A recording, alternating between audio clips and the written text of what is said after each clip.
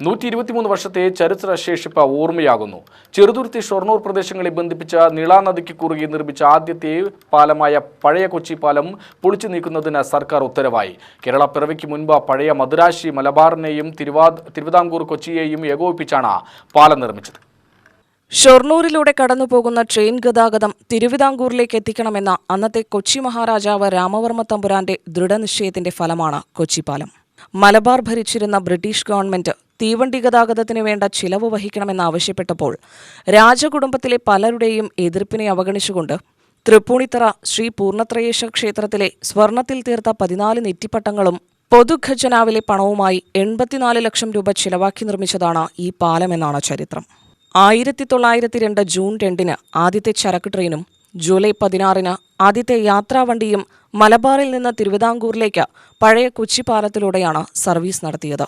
ഇതേ പാലത്തിലൂടെയാണ് ആദ്യകാലത്ത് മോട്ടോർ വാഹനങ്ങളും കടന്നുപോയിരുന്നത്. ഒരു പുഴയും അതിലൊരു പാലവും എന്നുള്ളത് ഞങ്ങളുടെയൊക്കെ ചെറുപ്പം മുതൽ ഉള്ള ഒരു കാഴ്ചയും അതുപോലെ തന്നെ ചരിത്ര പ്രാധാന്യം അറിയിക്കുന്ന ഒരു സംഭവമായിരുന്നു. എന്നാൽ അടുത്ത കാലത്തായി ഒരു 92 വർഷം പാലം നിർമ്മിച്ച് 92 വർഷം കഴിഞ്ഞപ്പോഴാണ് അതിന് ചെറിയൊരു ഡാമേജ് ഉണ്ടായത്. പിന്നീട് പുതിയ പാലത്തിന്റെ പ്രവർത്തനം ആരംഭിച്ചപ്പോൾ പൂർണ്ണമായിട്ടും നിലവിലുള്ള കൊച്ചിൻ പാലം ഒഴിവാക്കപ്പെടേണ്ട സ്ഥിതി വന്നു. എന്നാലും അത് അങ്ങനെ ഒഴിവാക്കപ്പെടേണ്ടതായിരുന്നില്ല എന്നുള്ളതാണ് ഷൊർണൂർക്കാരായ ഞങ്ങളുടെയൊക്കെ മനസ്സിലുള്ളത്. അത് ഒരു നൂറ്റാണ്ട് പിന്നിട്ട പാലം എന്നുള്ള നിലയ്ക്ക് പുരാവസ്തു വകുപ്പിനെ കൊണ്ട് ഏറ്റെടുപ്പിച്ച് അതിനെ സംരക്ഷിച്ച് നിലനിർത്തേണ്ടതായിരുന്നു എന്നുള്ള അഭിപ്രായമാണ് ഞങ്ങൾക്ക് എല്ലാവർക്കും ഉള്ളത്. പക്ഷെ എന്താ കാരണവശാൽ അത് സംഭവിച്ചില്ല എന്നുള്ളതിൽ ഞങ്ങൾക്കൊക്കെ വലിയ ഖേദം ഉണ്ട്. കാരണം റെയിൽവേയുടെ വികസനവുമായി ബന്ധപ്പെട്ടുകൊണ്ട്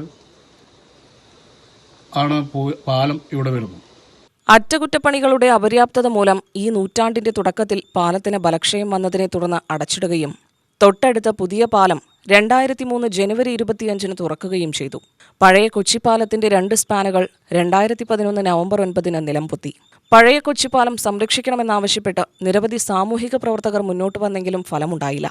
നിളയുടെ നീരൊഴുക്കിനെ തഴുകുന്ന ചരിത്ര സ്മാരകം ഓർമ്മയാവുകയാണ്. UTV news, Palakkad.